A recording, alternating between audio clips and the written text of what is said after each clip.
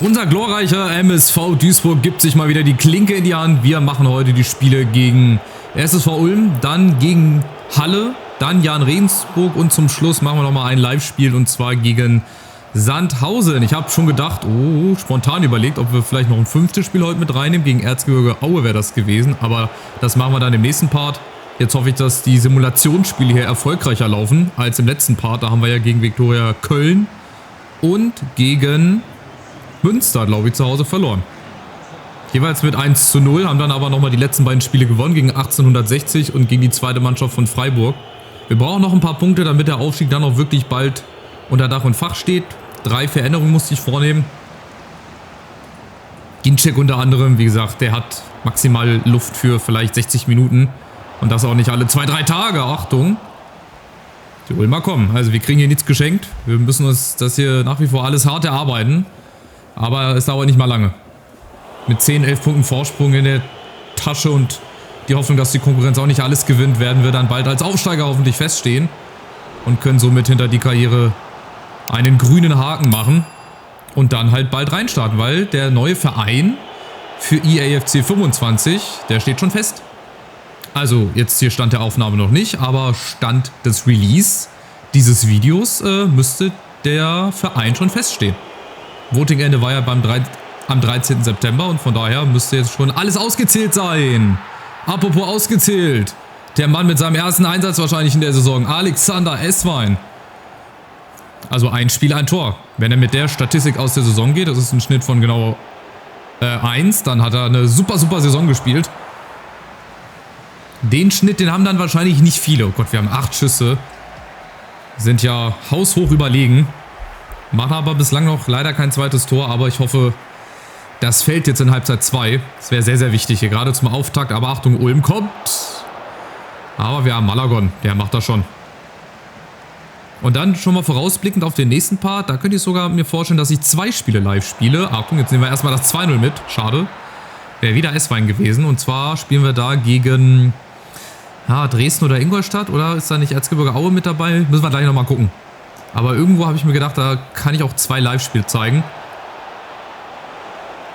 Es sind viele Leute in der Mitte, 3, 4 Mann. Jetzt muss sich irgendwo mal einer durchringen. Zur Not gibst du vorne die 40 an Alexander Esswein. Aber die Ulmer, die sind noch da. Die wird doch noch ihre Chance. Das ist mir noch nicht sicher hier. Das scheint mir noch nicht sicher. Achtung, Ulm kommt. Und jetzt wahrscheinlich, nein, Malagon. Immer wieder Malagon, der wahrscheinlich wie die ganze Mannschaft hier mit in die 11 des Jahres dann reinkommen würde. Definitiv. Vor allem Quinones. Wo ist er denn? Da ist er. Nein, da ist Antuna. Quinones hat ja die 11. Ganz wichtig. 2:0, 77. Minute und damit dürfte das Ding hier schon entschieden sein. Das heißt, wir fahren Sieg Nummer 1 ein. In Spiel Nummer 1 für diese Folge. Das ist immer wichtig. Wenn du mit so einem Sieg reinstartest, dann kann die Konkurrenz auch machen, was sie will. Die kommen eh nicht näher ran. Die stehen dann nur noch mehr unter Druck, dass sie ihre Spiele gewinnen müssen. Um dann ihrerseits ihre Konkurrenz auch hinter sich zu lassen. Jetzt wollen wir das Ganze hier auch noch zu 0 machen. Dann ist Malagon auch zufrieden, kriegt ein bisschen mehr Geld dafür, dass er zu 0 spielt. 11:4 Schüsse sagt schon einiges aus. Und mit Alexander Esswein da kam halt der Sieg. Dresden spielt unentschieden, das ist auch wieder ein Vorteil für uns. Aue habe ich gerade gar nicht gesehen, ob die gewonnen oder verloren haben. Jetzt haben wir, glaube ich, erstmal Länderspiel. Nee, nach dem Halle-Spiel haben wir Länderspielpause. Und dann zeige ich euch das jetzt nochmal ganz kurz, bevor wir reingehen. Regensburg würde ich auch noch simulieren. Dann würde ich gegen Sandhausen spielen und dann, nächster Part wird interessant. Die beiden Spiele simuliere ich, die beiden Spiele spiele ich vielleicht. Oder Dresden und Saarbrücken. Dann spiele ich nur das Spiel und simuliere die beiden Spiele. Auf jeden Fall haben wir dann auch nicht mehr viel. Dann haben wir noch hier 4 Spiele. Jeweils immer an einem Samstag. Und dann haben wir das letzte Spiel gegen Mannheim. Das werde ich auf jeden Fall live zeigen, weil das dann auch vielleicht die Pokalübergabe ist. Oder ist halt auch einfach das letzte Spiel ist. Von daher will ich das dann auch nochmal so machen. Jetzt werde ich wieder die alte Formation hier hinstellen. Artiaga zum Beispiel. Vorne Ginczek wieder. Natürlich, der muss rein. Ansonsten lassen wir alles so, wie es ist. Und starten dann direkt rein ins zweite Spiel gegen Halle. Und ich bin der Meinung, auch gegen Halle haben wir noch so eine kleine Revanche offen oder eine kleine Rechnung zu begleichen. Ich glaube, im Hinspiel, in der Hinrunde, haben wir auch eine Unentschieden gespielt. Da war Bongard, glaube ich, die 43. Der hat zum Schluss nochmal getroffen. Ich glaube zum 1:1. Also wir haben ja nochmal einiges gut zu machen und Antuna fängt gleich mal damit an. Genau in 8 Minuten. Genau bei 8:00. Der Ball im Tor, also frühes Tor 1:0, sehr, sehr gut. Und dann in der Länderspielpause, da können sie nochmal alle die Füße hochlegen. Und dann geht es rein in den Saisonendspurt. Aber Halle kommt. Vielleicht können wir ja sogar rechnerisch schon im nächsten Part den Aufstieg klar machen. Weil dann sind es ja nur noch 5 Spiele. Oder 7 oder 8. Auf jeden Fall nicht mehr viel. Achtung, Halle kommt. Und dann sind wir doch gut durch diese Saison durchgekommen. Dann hat das von der Zeit her auch ganz gut gepasst. Aber wir müssen jetzt durch die Ziellinie oder über die Ziellinie gehen. Wir sehen sie schon. Uns werden schon die Duisburg-Fahnen gereicht, wie bei so einem langen Marathon. Wir kriegen eine Duisburg-Fahne aus der Zuschauermenge. Wir müssen jetzt halt nur noch reinlaufen ins Ziel und dürfen nicht kurz vorher nochmal stolpern. Das wäre dann sehr, sehr peinlich und sehr, sehr unglücklich. Vor allem mit dieser Truppe, aber wir sind sehr, sehr gut dabei. Nächste Chance, Halle bislang nur hinten drin, gucken wir mal. Ja, 3-2 Schüsse. 60% Ballbesitz, alles schön und gut. Aber vorne, es fehlen vorne das zweite Tor, drittes Tor, das kann auch gerne noch mit rein. Da ist er wieder, Bonga. An den habe ich böse Erinnerungen aus dem Hinspiel. Achtung, oh, Halle presst ganz gut, 4-5 Mann. Aufgepasst, ja, aber wir stehen hinten sicher. Sehr, sehr gut. Unsere mexikanische Wand, da kommt niemand durch. So. Landgraf hat in der gleichen Minute auch gelb gesehen, okay. Wahrscheinlich zu lautstark beschwert oder während des Schusses umgegrätscht und das nicht gesehen, keine Ahnung, oder beleidigt. Was weiß ich denn. So, zweite Halbzeit. Oh, geht direkt gut los. Und schade, mich wurmt das nach wie vor, dass ich meine freien Spieler, die ich mir geholt habe, dass ich die nicht verkauft bekomme. Also, dass ich mit denen quasi keinen Gewinn machen kann. Frage ist halt immer noch, ob das nicht geht, weil ich in der 3. Liga bin, weil das dann zu unfair wäre. Vielleicht ist ja da vorher schon so ein Mechanismus drin oder es geht halt generell nicht. Ich vermute einfach mal, es geht generell nicht, weil dann hast du natürlich in solchen Ligen den übermäßigen Vorteil, dass du 40, 50 Millionen mal am Ende machen kannst. Das wäre, glaube ich, ein bisschen happig. Oh, spiel doch quer! Das haben wir schlecht ausgespielt, da muss man einfach nur quer spielen. Auf Piazza war es, glaube ich, der war völlig frei. Aber dafür jetzt Ginczek. Ja, der kommt noch zu seiner Chance. Ich spüre das irgendwie. Ich habe das im Gefühl, dass der noch ein Ding macht. Wenn nicht heute in dem Spiel, dann vielleicht gleich gegen Regensburg oder gegen Sandhausen.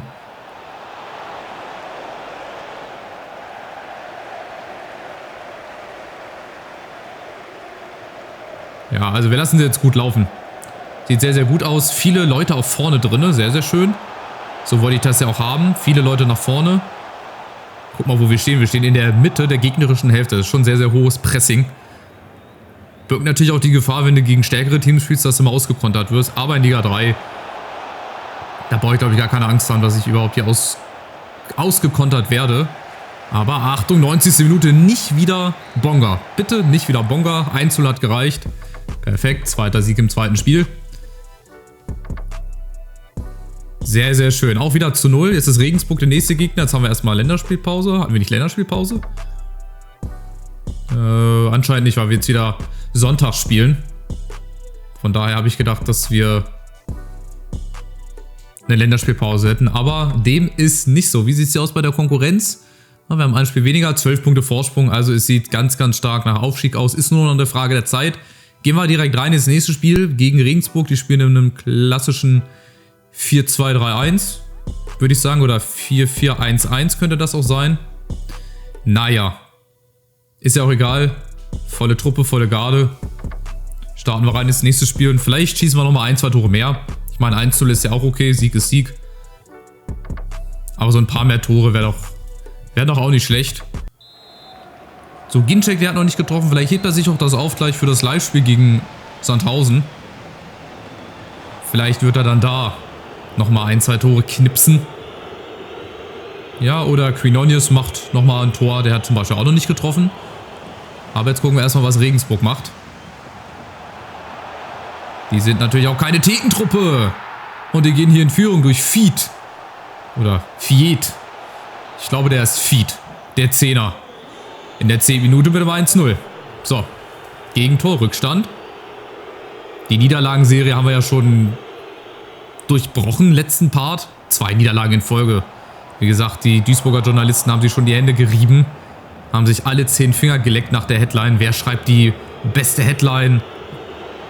Erreicht der Coach die Mannschaft noch? Ist Ginczek doch nicht der Top-Torjäger? Was ist mit den Mexikanern los? Und so weiter und so fort. Das ist so oder so ähnlich. Wie gesagt, der ein oder andere Journalist, der hätte da schon eine gute Headline irgendwie hinbekommen. Eine reißerische. Aber den haben wir ja ganz schnell den Zahn gezogen, dadurch, dass wir dann gegen 60 gewonnen haben und zum Schluss nochmal gegen Freiburgs Zweite. Von daher können die schon mal die Headlines planen, wenn wir dann aufsteigen. Zepas galoppieren in Liga 2, unaufhaltsam. Ja, Trainer HSPLP mit Rekordsaison in Liga 2. Wird er jetzt von stärkeren Vereinen umworben? Bleibt der Trainer? Da wird es dann auch wieder Diskussionen geben. Ihr wisst doch, wie die Medienlandschaft mittlerweile abläuft. Nicht immer ganz sauber, nicht immer ganz schön. Von daher muss man immer wissen, welchem Blatt man sich anvertraut und was man liest und was nicht. Na komm, so ein Ausgleich vor der Pause wäre doch gar nicht schlecht. Letzte Aktion. Na komm. Irgendwann müsst ihr schießen. Ja, sonst pfeift der Schiri ab. Das habe ich mir schon gedacht. 77% Ballbesitz. Aber wir schießen nicht, Jungs. Wir müssen schießen. Schießt doch den Ball ins Tor. Wäre meine Empfehlung. Nur mal so, just by the way. Aber Regensburg macht das auch nicht schlecht. Die verschieben gut. Stehen auch ein bisschen höher. Jetzt die Chance. Komm, Querspiel oder mach alleine. Oh, aber nicht in den Rücken. Eieieiei. Jetzt ist so ein bisschen der Schlendrian drin. Gut, dass wir 12 Punkte Vorsprung haben. Aber nicht 2 oder 3. Das hätte nämlich auch ganz böse ausgehen können. So, Ball gewinnen und jetzt... Wie schnell geht's nach vorne? Ginczek ist vorne. Ja, das ist halt das Geile. Da sind direkt 4, 5 Mann da. Oh, Freistoß. Okay, interessante Variante. Warum nicht? Hat zwar nichts gebracht. So einen richtig guten Freistoßschützen haben wir halt nicht. Also ich habe selten... Achtung, Ginczek erstmal. Volle Aufmerksamkeit. Auf den Mann mit der Nummer 33. Der Ausgleich, sehr schön. Also wie gesagt, so einen richtigen Freistoßschützen hatte ich ja irgendwie auch nie. Egal bei welcher Truppe ich war. Und Freistoßtore habe ich auch selten geschossen. Weil ich auch erstens selten Freischüsse bekommen habe. Damit fängt es nämlich mal an. Und zweitens schieße ich lieber Tore aus dem Spiel heraus. Ich bin froh, wenn ich immer 1, 2 Freistöße in der ganzen EAFC-Saison reinkriege. Achtung, Regensburg kommt. Ich schieße meine Tore dann lieber nach Eckbällen. Da liegt, glaube ich, eher meine Stärke. Wobei, da kannst du auch gefühlt mit dem Keeper nach einer Ecke, wenn du vorne einen reinstellst, ein Tor machen. So. Noch 10 Minuten hier, Nachspielzeit. 1-1. Kriegen wir nochmal irgendwo den Lucky Punch. Jetzt vielleicht. Ja, nochmal Ecke. Oh, da gibt es Elfmeter. Oh, was ist da los? Da gibt es eine Rangelei. Ei. Elfmeter! Da greife ich nicht ein. Nee, das macht er schön selber. Da kann ich dir nicht helfen, Kühner. Und jetzt macht ihn jetzt bloß rein. Jawohl. Unten links. Ich wollte gerade sagen, warum sind da so viele Punkte auf einem Haufen? Hat irgendwer seine Mutter beleidigt oder so? Nee, 2-1, Elfmeter. In der Simulation habe ich auch noch nicht. Quinones. Da ist er doch. Jetzt hat Ginczek getroffen. Quinones, Achtung, hat getroffen. Und das könnte Sieg Nummer 3 werden. Ganz knapp, Spiel gedreht in Regensburg. Und ich glaube, ja, das ist es.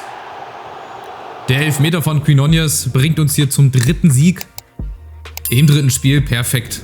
Und jetzt machen wir noch das Live-Spiel gegen Sandhausen. Ihr habt gut durchgehalten und am Ende... Wie gesagt, ich möchte ja in solchen Folgen auch immer ein bisschen Gameplay mit dabei haben. Nur simulieren ist auch am Ende des Tages vielleicht ein bisschen öde, ein bisschen zäh. Was ich auch durchaus verstehen kann. Von daher versuche ich, wenn ich sowas mache, dass ich auch immer mal ein Live-Spiel mit dabei habe. Und das haben wir jetzt gegen Sandhausen. 15 Punkte Vorsprung auf Dresden alleine. Wichtiger ist ja Saarbrücken, das sind schon 16 Punkte. Also wir müssen bald den Taschenrechner rausholen. Auf geht's. So, lasst die Zebras nochmal los hier, live. Raus aus dem Stall gegen Sandhausen. Das war ja auch im Hinspiel, oder in der, ich sag immer Hinspiel, in der Hinrunde, ihr wisst, was ich meine. Das war auch ein ganz, ganz wildes Spiel. Da haben wir auch, glaube ich, oft zurückgelegen. Ne, beziehungsweise erst geführt, dann zurückgelegen oder irgendwie andersrum. Und dann noch 4-3 am Ende war es, oder 5-3. Auch ein Spiel mit ganz, ganz vielen Toren. Jetzt sind sie 10. Werden wahrscheinlich nichts mit dem Ausstieg zu tun haben. Wir müssen da gleich nochmal ein bisschen genauer drauf schauen. Erste Chance, Ginczek. Der kann es doch mit dem Außenriss.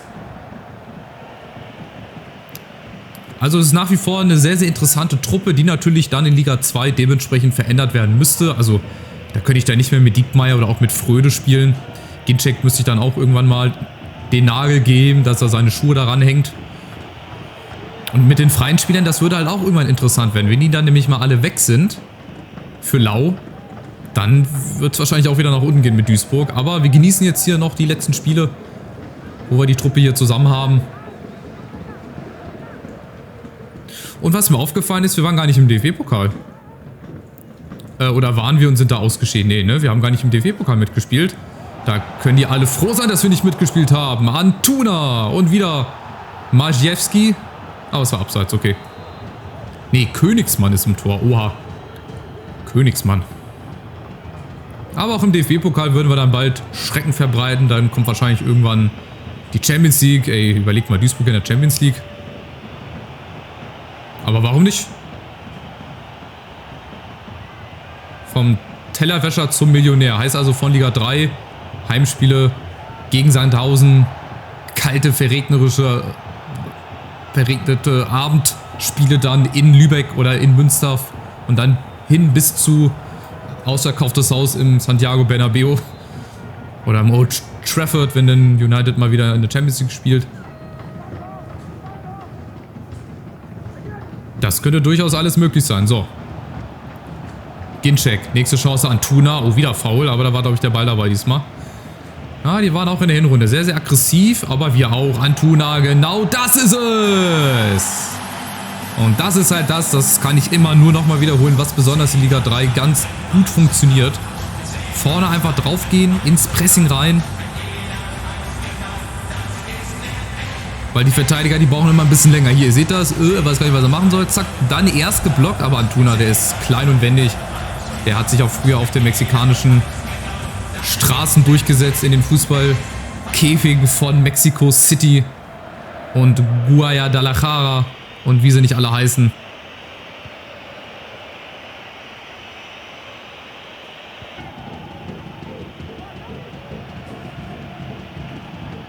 Jetzt bin ich gespannt, ob Sandhausen das genauso macht wie in der Hinrunde. Ob sie auch das Spiel wieder drehen, aber müssen halt ein bisschen was oben drauf legen. Ja, Greil, du schießt mal von da drauf. Genau, gar kein Problem. Ah ne, der lupft den. Das klappt sogar, aber Malagon ist zwar abseits, aber der wäre da gewesen. Zack. Mit einer Hand. Schön rausgefischt. Haben die auch ein 4-2-3-1-System? Sieht so aus. Ja, wird auch sehr, sehr häufig benutzt. Aber die Abstände natürlich. Oh, war ja auch, wenn der jetzt nicht ankommt, aber die waren wieder zu groß. Die lassen sich auch zu tief immer hinten reindrücken. So, Achtung, Givanidis wieder gegen Antuna, ja. Knipping, da läuft Antuna durch. Oh, den hätte er wieder gehabt. Den hätte er wieder gehabt, wenn das Spiel nicht so einen Breakdance gemacht hätte. Quinonius, oh, der kommt durch 4 Mann durch. Ben Balla, Achtung. Pink ist da, aber Diekmeyer, oh, kriegt den Ball nicht, Achtung. Die Diekmeyer hatte den eigentlich schon sicher, aber er wollte es noch mal ein bisschen spannend machen, dass Sandhausen auch ein bisschen Hoffnung hat. So, nächste Situation. Quinonius, Piazza. Ah, da wollte ich eigentlich Huerta einwechseln. Ich vergesse immer Huerta, ich weiß gar nicht warum. Ginczek, oh, schöner Ball, schöner Ball. Auf Antuna, schöner Kopfball, kein Abseits. Ja, Ginczek, der kann auch Vorlagen. Der hat auch das feine Füßchen, die Erfahrung einfach. Oh Gott, die stehen zu viert. Das ist ja Wahnsinn, was ist das denn? Ginczek, Antuna. Und nochmal Ginczek und der fliegt nicht rein, schade. Ja, das Bild habe ich auch selten gesehen. 4 Mann auf einer Linie, vorne stehen 4 Mann von uns.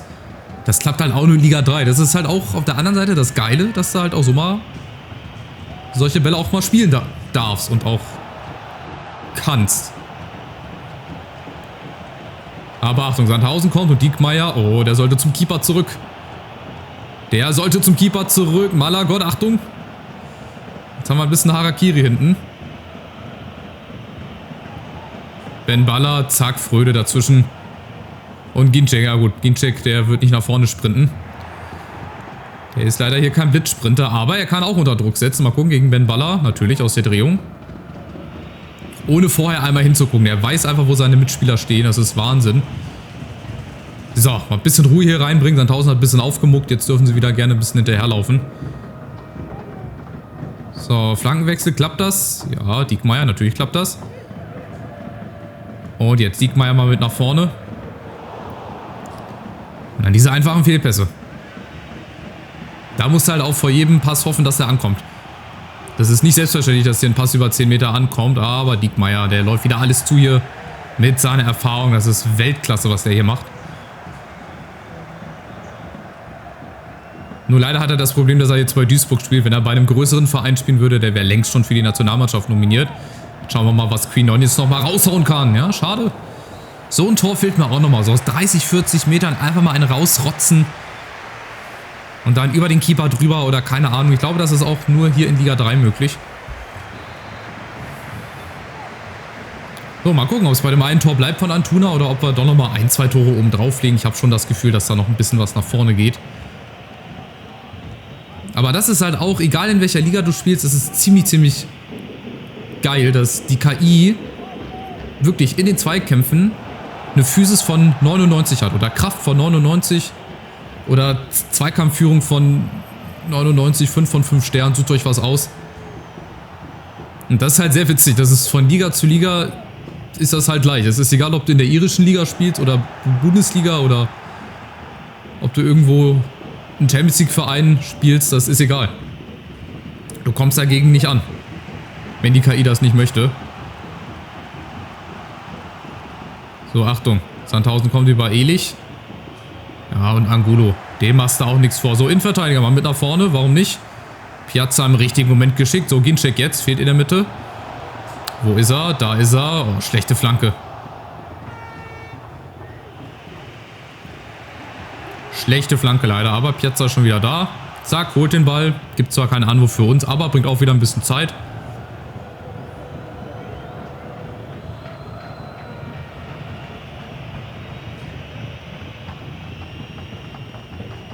So, und Quinones. Genau darauf habe ich gewartet. Genau darauf habe ich spekuliert.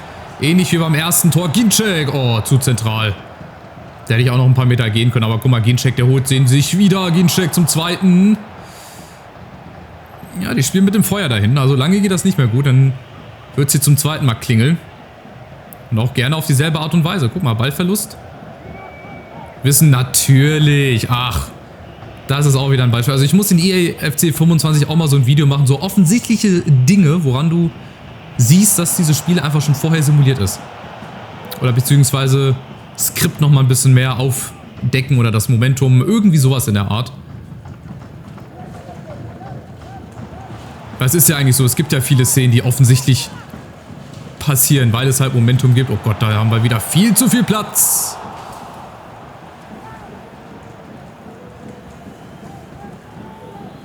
Also wenn das hier 1-0 ausgeht, ist Sandhausen wirklich sehr, sehr gut bedient. Hennings, Rufen Hennings, hat er nicht auch mal bei... Ne, bei Düsseldorf hat er gespielt, ne? Rufen Hennings hat aber nie bei Duisburg gespielt. Das muss ich jetzt irgendwie verwechseln, aber egal. Ginczek und Rufen Hennings wäre auch nochmal so ein Sturmduel, die würden auch Liga 3 total kaputt schießen, glaube ich.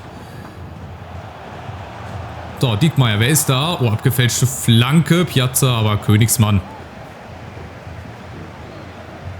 Sichert auch diesen Ball. Ja, schöne Bananenflanke, schöner Bananenabschlag. Das ist halt hier auch wieder teilweise Liga 3. Siehst du auch einfach wieder der Ballverlust. Ach, schade, schade. Diesmal hat es nicht geklappt. Aber allgemein, ja,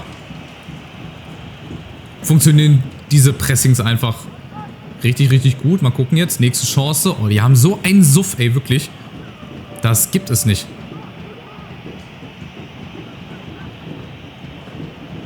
Das gibt es wirklich nicht. Jetzt sind wir ein bisschen im Hintertreffen. Achtung, ein bisschen zu langsam. Fröde mit Gustafsson und jetzt nächste Chance nach vorne. Quinones muss er im richtigen Moment schicken. Ja, Quinones 1 gegen 1. Ein Doppelpass. Oh, Quinones, da kommt er nicht hin. Es wirkt ein bisschen zäh jetzt gerade und ein bisschen schwerfällig im letzten Drittel. Gerade jetzt in den letzten Minuten. Aber Sandhausen kommt halt nochmal über Burku.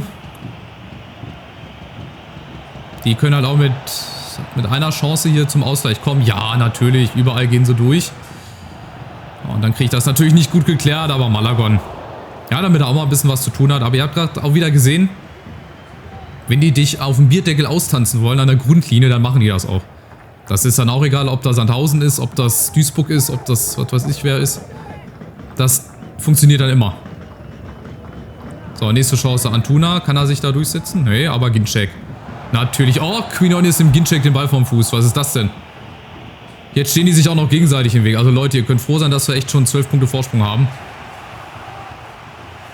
Und wenn es hier beim 1-0 bleibt, dann ist wie gesagt Sandhausen auch sehr, sehr gut bedient.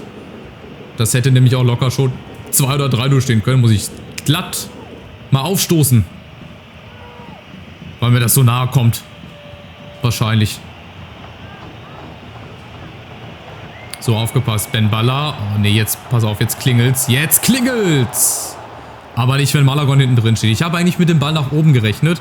Das ist dann wieder so diese 50-50 Entscheidung. Gehst du drauf, stellst du zu. Was passiert, wenn und so weiter. Und bis du das alles mal durchgerechnet hast, dann ist der Angriff eigentlich schon vorbei. Wieder Malagon. Der hat sich sogar die Nummer 1 auf den Innenhandschuh. Wie geil ist das denn? Das habe ich ja noch nie gesehen. Das hat die Rückennummer. Achtung. Auch auf die Innenseite, auf die weiße Seite des Handschuhs drauf gemacht hat. Ich glaube, das ersetzt quasi den Trikotsponsor. Dafür hat er wahrscheinlich nochmal seine Rückennummer im Handschuh, dass er nicht vergisst, welche Rückennummer er hat oder so. Keine Ahnung. So, Piazza. Nee, und das wird es, glaube ich, gewesen sein. Also, wir können froh sein, dass es nur 1-0 ausgegangen ist, beziehungsweise Sandhausen. Die können froh sein, dass es nur 1-0 ausgegangen ist. Ja. Oder kriegen wir nochmal den Angriff? Nee, also 1-0. Da ist Sandhausen auch wirklich sehr, sehr gut mit bedient. Unterm Strich fahren wir Sieg Nummer 4 in Spiel Nummer 4 in diesem Part ein. Von daher ein 100%iger Part, 100% Siegquote. Und wieder ein Schritt näher dran, ja, an der Entscheidung Aufstieg in Liga 2. Gut, Dresden gewinnt gegen Mannheim, die machen ihre Hausaufgaben, bleiben aber dran, beziehungsweise haben ja jetzt ein paar Punkte mehr Rückstand, weil die ja zwischendurch mal unentschieden gespielt haben. So, jetzt gucken wir nochmal gemeinsam auf den Kalender, wie so der Fahrplan ist für die nächsten Spiele, für die letzten Spiele. Und da würde ich halt spontan sagen, dass wir gegen Erzgebirge Aue spielen. Das gegen Rot-Weiß Essen simulieren wir. Und gegen Ingolstadt und Dresden oder mache ich nur 3 Spiele, von denen ich 2 spiele. Also ich spiele das gegen Erzgebirge Aue und gegen Ingolstadt. Das gegen Essen würde ich simulieren. Dann würde ich gegen Dresden spielen. Daraus würde ich dann auch nur, da würde ich nur ein Part draus machen. Saarbrücken, weiß ich nicht, wie viele da die sind.